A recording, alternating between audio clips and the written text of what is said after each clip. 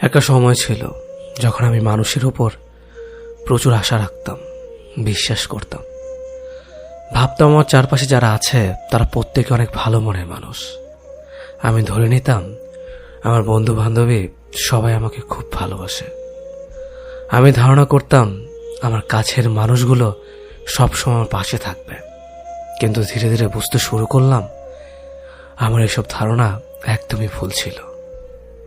আমার জীবনে অনেকে সুখ পাখি হয়ে এসে আমাকে আকাশে উড়িয়ে দিয়ে চলে গেছে। ছোট ভাই, বড় ভাই, বন্ধু বান্ধবী, প্রেমিকা, কিছুই বাদ যায়নি। কিন্তু এখন অনেকেই নাই, আবার কেউ কেউ থেকেও নাই। অনেকের কাছে আমি ঘৃণার পাত্র হয়েছেও বটে। তখন ঠিক অতটা বুঝতাম না মানুষের স্বার্থ এতটা খারাপ হতে পারে। আমার কাছে যারা এসেছিল তারা সবাই কোনো না কোনো স্বার্থ নিয়ে এসেছে। যখনই তাদের স্বার্থ শেষ হয়েছে তখন থেকে আমাকে ভুলতে তারা দ্বিতীয়বার ভাবেনি। ভাবতে অবাক লাগে, কিছুদিন আগেও আমি এমন ছিলাম যে কেউ আমার কথা না রাখলে খারাপ লাগতো। আমাকে কেউ হার্ট করলে চোখে পানি এসে যেত। অনেকদিন ধরে কেউ খবর না নিলে মন খারাপ করতাম। অথচ সময়ের সাথে সাথে এমন শক্ত হয়েছে এখন কেউ কথা রাখা তো দূরের কথা, আমি কারো কাছে কিছু আশা করি না। এখন কেউ হার্ট করলে আমার হাসি পায়, কেউ খবর না নিলে আমারও কিছু আসে যায় না, কোনো কিছুই মনে থাকে না। অনেকে হয়তো বলবে সবকিছু ধীরে ধীরে ঠিক হয়ে গেছে। আসলে কিছুই ঠিক হয়নি, সবকিছু আগের মতোই আছে। শুধু আমি নিজেই এসবের সাথে মানিয়ে নিয়েছি। আগে অল্পতেই মন খারাপ হতো, এখন হয় না। অল্পতে অভিমান করতাম, এখন অভিমানও হয় না। কাউকে না কাউকে পাশে পেতে চাইতাম, এখন আমার কাউকে দরকার হয় না। পার্থক্যটা এখানেই। চাইলে একা থাকা যায়, তুমি চাইলে নিজেকে শক্ত করে রাখতে পারো। চাইলে তুমি কারোর ওপর আশা ছাড়াই থাকতে পারো, স্বার্থ না রেখে চলতে পারবে। অতিরিক্ত আশা মানুষকে ছোট করে রাখে, আবার অতিরিক্ত স্বার্থ ও আবেগ মানুষকে তার নিজের ক্ষমতাকে জাগ্রত হতে দেয় না। জীবনে কখনো কারোর ওপর আশা রাখতে নেই, স্বার্থ রাখতে নেই। একমাত্র আশাবিহীন মানুষই জীবনে সবচেয়ে সুখী। বাঁচতে চাইলে একাই বাঁচতে শিখো। একা একা অনেক দূর এগিয়ে যাওয়া যায়, সেখানে মাঝপথে কাউকে হারিয়ে ফেলার ভয় থাকে না। জীবনে একা তুমি যতই সামনে যাও না কেন, চাইলে একা পেছনে চলে আসতে পারবে।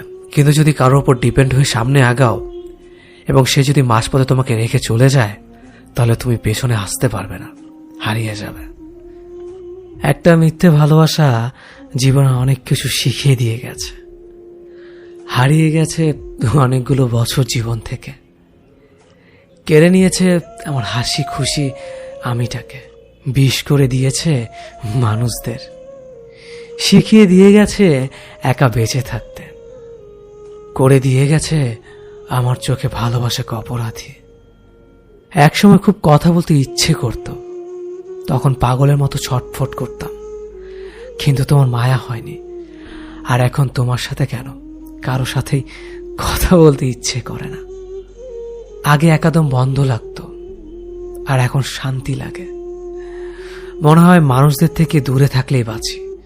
বলেছিলাম এমন করো না, এতটা কষ্ট দিও না, কিন্তু শোনোনি।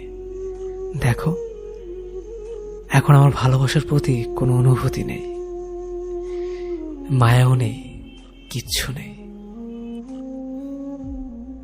প্রতিটা মানুষের হাসি তার প্রিয় মানুষটার কাছে হীরার চেয়েও মূল্যবান। আপনি যে চেহারার কোনো ঘটন খুঁজে পাচ্ছেন না, কেউ হয়তো সেই চেহারার দিকে একবার তাকিয়ে দিন শেষে নিজের স্বর্গ খুঁজে পায়। আপনার কাছে যে চেহারাটা কুৎসিত মনে হয়, দিন শেষে কেউ একজন সেই চেহারা দেখার জন্য দিশেহারা হয়ে থাকে।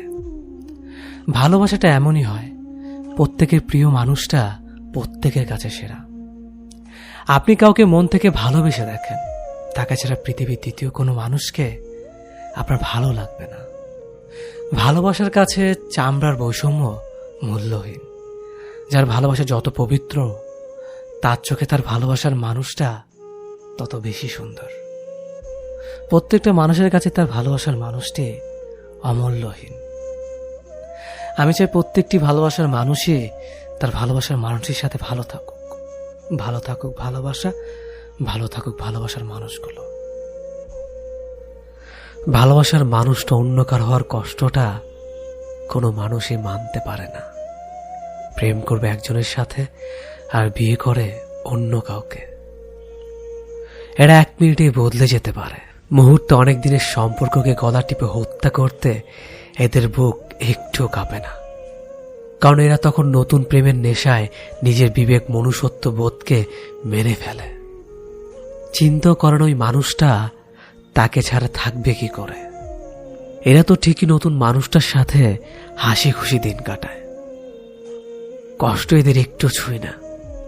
কষ্টে থাকে তারা যারা এদের মতো বেঈমানদের বিশ্বাস করে, মন থেকে ভালোবাসে, একসাথে থাকার স্বপ্ন দেখে, বিনিময় পায় জীবন্ত লাশ হয়ে বেঁচে থাকা, আর না হয় এইভাবে লাশ হয়ে যায়।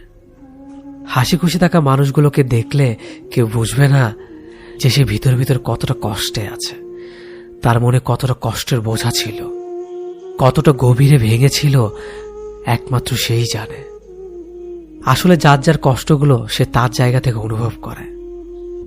কেউ ফেস করতে করতে একসময় জিতে যায়, আর কেউ লড়তে লড়তে এভাবে হেরে যায়।